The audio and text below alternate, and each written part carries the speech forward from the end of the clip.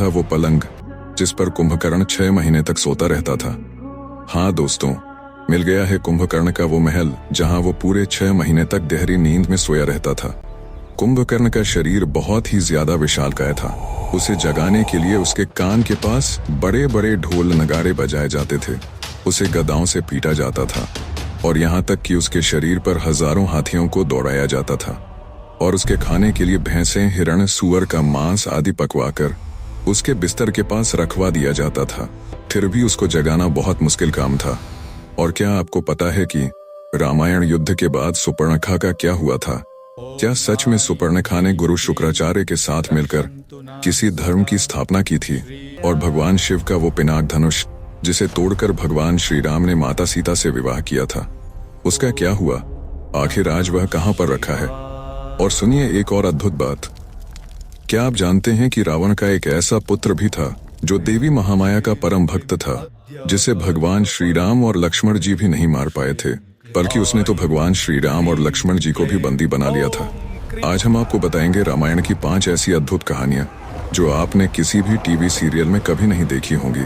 ये बातें आपको सिर्फ और सिर्फ प्राचीन वाल्मीकि रामायण की असली पुस्तक में ही मिलेंगी। बहुत खोजबीन करने के बाद इस वीडियो को बनाया गया है, इसलिए आपसे हाथ जोड़कर निवेदन है कि प्लीज इस वीडियो को लाइक करें, चैनल को सब्सक्राइब करें और साथ ही घंटी वाला बेल आइकन जरूर दबा दें ताकि नए वीडियो का नोटिफिकेशन आपको सबसे पहले मिल सके।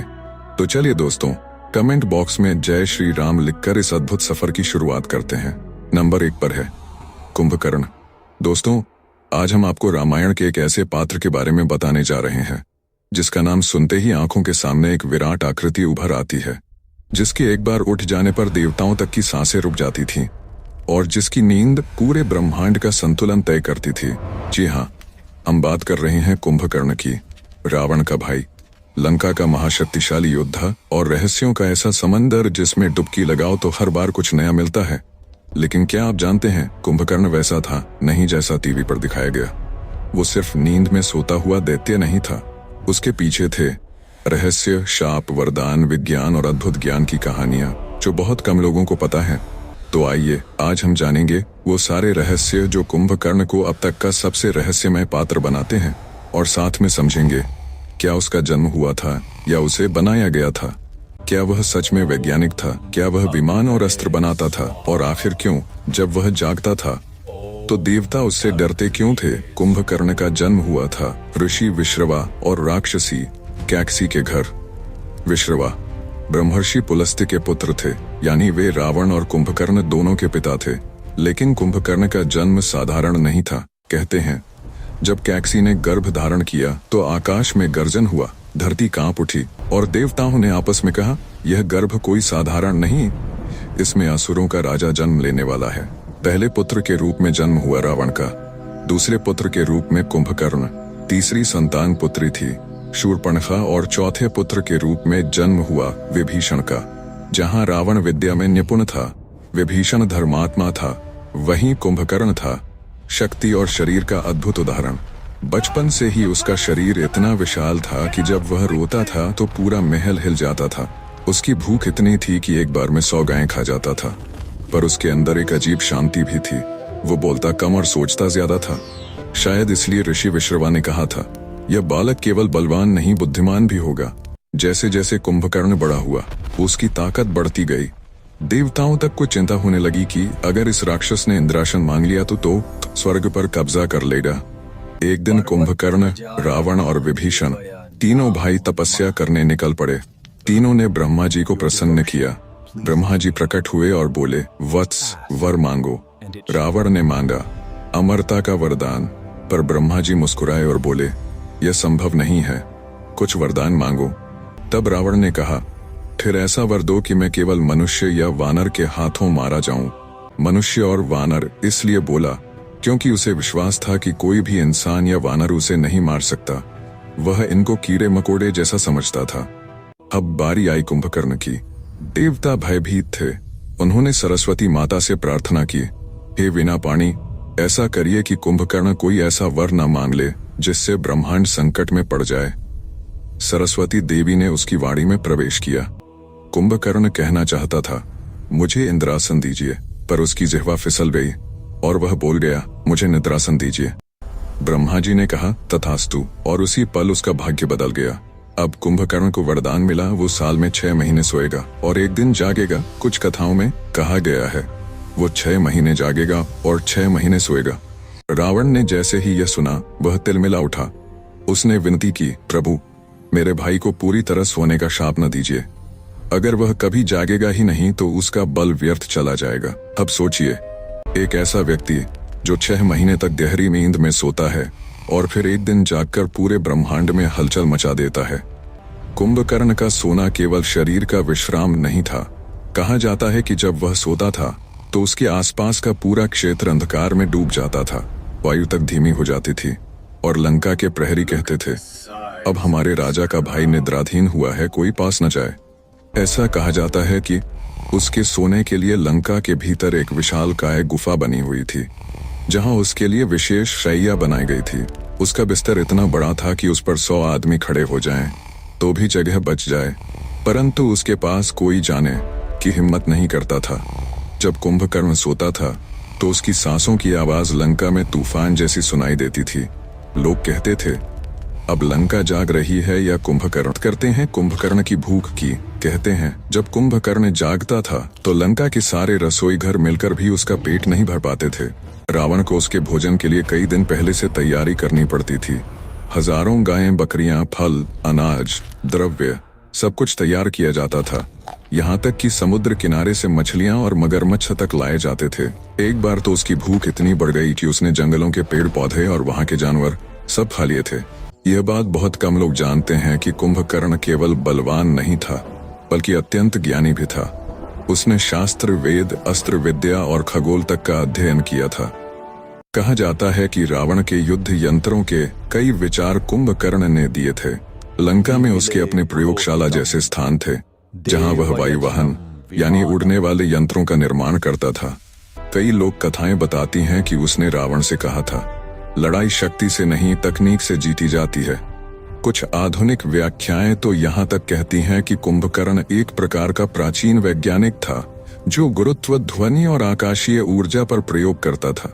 रावण उसे कभी कभी मजाक में कहता, तू योद्धा है या यंत्रज्ञ, और कुंभकर्ण हंसकर कहता, योद्धा वही जो दोनों जानता हो।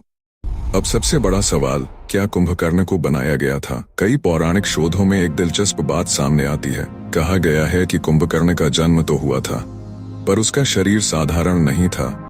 उसके कद काठी, अस्थियों की बनावट और शक्ति को देखकर लगता था मानो किसी ने उसे विशेष रूप से तैयार किया हो, यानी किसी प्रयोग के रूप में। कई विद्वान यह मानते हैं कि ऋषि विश्रवा ने देव और असुर दोनों के गुणों को मिलाकर ऐसा पुत्र पाने की कामना की थी जो संपूर्ण शक्ति का प्रतीक बने। इसलिए कुछ लोग कहते हैं कुंभकर्ण केवल जन्मा नहीं था, वह बनाया गया था। उसकी देह पर हर 6 महीने में नए परिवर्तन आते थे। कभी उसका शरीर और विशाल हो जाता, कभी उसकी त्वचा से हल्की अग्नि निकलती, कभी उसकी नींद गहरी होती और कभी वह महीनों ध्यानस्थ रहता। ऐसा लगता था जैसे उसके भीतर कोई स्वयं संशोधित तंत्र था जो मानव नहीं बल्कि किसी दिव्य प्रयोग का परिणाम था। अब आते हैं उस सबसे बड़े रहस्य पर, क्या कुंभकर्ण की नींद वास्तव में नींद थी? कई ग्रंथों में संकेत मिलता है कि कुंभकर्ण सोता नहीं था बल्कि ध्यान की अवस्था में प्रवेश करता था। उसकी श्वास इतनी गहरी होती थी कि वह पृथ्वी की कंपन को महसूस करता था। उसके चारों ओर जो ऊर्जा चक्र बनता था वह इतनी शक्तिशाली था कि सामान्य व्यक्ति पास जाता तो बेहोश हो जाता। उसकी निद्रा को निद्रा ध्यान कहा गया है, यानी ऐसी अवस्था जहां शरीर सोता है पर चेतना जागती है। कुंभकर्ण का मस्तिष्क ऊर्जा तरंगों में सक्रिय रहता था, इसलिए जब वो जागता जैसे लगता जैसे ब्रह्मांड की सारी शक्ति उसके भीतर उतर आई हो। शायद यही कारण था कि वह कुछ ही घंटों में इतनी शक्ति संचित कर लेता जितनी एक देवता वर्षों में नहीं कर पाते थे। अगर हम आधुनिक दृष्टि से देखें तो कुंभकर्ण को सुपर ह्यूमन कहा जा सकता है। वो 6 महीने की हाइबरनेशन जैसी अवस्था में रहता था। जानवरों में यह गुण पाया जाता है, जैसे भालू या सांप सर्दियों में सो जाते हैं, पर मनुष्य में ऐसा कैसे संभव था? कुछ वैज्ञानिक कहते हैं शायद कुंभकर्ण का शरीर हाइपोथैलेमिक नियंत्रण पर आधारित था, जहां शरीर खुद अपनी ऊर्जा को सहेज कर रखता है। उसकी नींद कोई रोग नहीं बल्कि एक अद्भुत जैविक प्रणाली थी। उसका दिमाग हाई एनर्जी मोड में काम करता था इसलिए जब वो जागता तो उसका बल 10 गुना बढ़ जाता। यह मानो ऊर्जा का रीसेट बटन था। आज के युग में इसे क्लेन लेविन सिंड्रोम से जोड़ा गया, पर कुंभकर्ण की स्थिति उससे कहीं आगे थी। वो नींद में ब्रह्मांड की ऊर्जा से जुड़ता था और फिर जागकर रावण की सेना का परम हथियार बन। रावण कुंभकर्ण को बहुत प्यार करता था, लेकिन उस प्यार में स्वार्थ भी छिपा था। रावण जानता था अगर कुंभकर्ण लगातार जाग गया तो कहीं ऐसा न हो कि यह लंका का स्वामी बन जाए। इसलिए जब कुंभकर्ण को निद्रासन मिला तो रावण ने मन ही मन सोचा, यह अच्छा हुआ, अब यह सोएगा तो मेरे राज में कोई और शासन नहीं करेगा। पर वही रावण बाद में उसी वरदान पर रोया भी, क्योंकि जब श्री राम के साथ युद्ध छिड़ा तो उस समय कुंभकर्ण सो रहा था। उसे जगाने के लिए लंका में हाहाकार मच गया। हजारों राक्षस, मृदंग, ढोल, शंख, यहाँ तक कि हाथियों को उसके ऊपर चलाया गया ताकि वह नींद से जाग सके। कहते हैं जब वह धीरे धीरे उठने लगा तो पूरी लंका की धरती कांप उठी। आसमान में बिजली चमकी और लोगों ने कहा लंका का पर्वत उठ गया है। जैसे ही कुंभकर्ण ने आंखें खोली उसकी आवाज गूंजी, किसने मेरी निद्रा भंग की?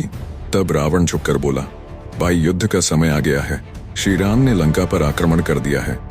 कुंभकर्ण ने कुछ क्षण मौन साधा, फिर बोला, भाई तूने सीता को लौटाने का अवसर गंवा दिया, अब जो होना है वह विनाश है। रावण ने कहा, तू मेरा भाई है, तू मेरा ऋणी है।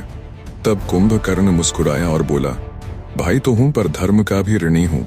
मैं युद्ध में तेरे साथ रहूंगा, पर यह युद्ध अधर्म का है।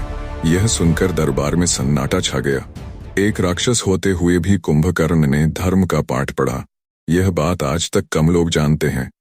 अगले दिन युद्ध भूमि में जब कुंभकर्ण पहुंचा तो वानर सेना में भगदड़ मच गई। कहा जाता है कि उसका शरीर इतना विशाल था कि सूर्य तक उसकी परछाई जाती थी। वह चलते हुए पर्वत जैसा प्रतीत होता था। वानरों ने कहा, यह कोई जीव नहीं, प्रलय का स्वरूप है। कुंभकर्ण के एक गर्जन से हजारों पेड़ उखड़ गए। उसकी गदा के एक वार से सैकड़ों वानर उड़ गए। तब तो कुंभकर्ण ने देखा कि श्री राम सामने खड़े हैं। राम ने धनुष उठाया और कुंभकर्ण की ओर बाण छोड़ा। कुंभकर्ण के विशाल शरीर पर बाण गिरा, पर वह मुस्कुराया, धन्य हैं आप मर्यादा पुरुषोत्तम श्री राम, आपसे युद्ध करना भी पुण्य है। और फिर श्री राम के अग्निबाण ने कुंभकर्ण का सिर उसके शरीर से अलग कर दिया। कहा जाता है उसका सिर गिरते गिरते समुद्र पार कर गया। रामायण के अनुसार कुंभकर्ण की मृत्यु केवल युद्ध का अंत नहीं थी, वह एक मुक्ति थी। वह जानता था कि यह युद्ध धर्म का है, फिर भी भाई के लिए वह लड़ा। उसने अपने कर्म से दिखा दिया कि सच्चा योद्धा वही है जो धर्म के मार्ग पर मरता है, चाहे उसका शरीर राक्षसी क्यों ना हो। अब आते हैं उन रहस्यों पर जो शायद आपने कभी नहीं सुने होंगे। कहा जाता है कुंभकर्ण के पास एक गुप्त कक्ष था जहां वह देवताओं से मिले अस्त्रों की नकल करता था। वह वायु यंत्र, ध्वनि बाण और अदृश्य शक्ति पर प्रयोग करता था। वह अक्सर लंका से बाहर निकलकर समुद्र किनारे की गुफाओं में जाता था। वहां उसने कई धातुओं का संयोजन किया जो आज भी लंका की रहस्यमय धातु के नाम से जानी जाती हैं। कुछ लोक कथाएं कहती हैं कि कुंभकर्ण ने रावण विमान के निर्माण में भी योगदान दिया था। यानी वह न केवल योद्धा था बल्कि इंजीनियर और वैज्ञानिक भी था। वह तत्वों का ज्ञाता था। पृथ्वी, जल, अग्नि, वायु, आकाश, पांचों का संतुलन उसके भीतर था। कई लोग कहते हैं कि इसलिए उसे तत्वज्ञानी दैत्य कहा गया। उसका शरीर बचपन से ही अद्भुत था। कहते हैं जब वह 5 वर्ष का था तब उसकी ऊंचाई एक पेड़ जितनी थी।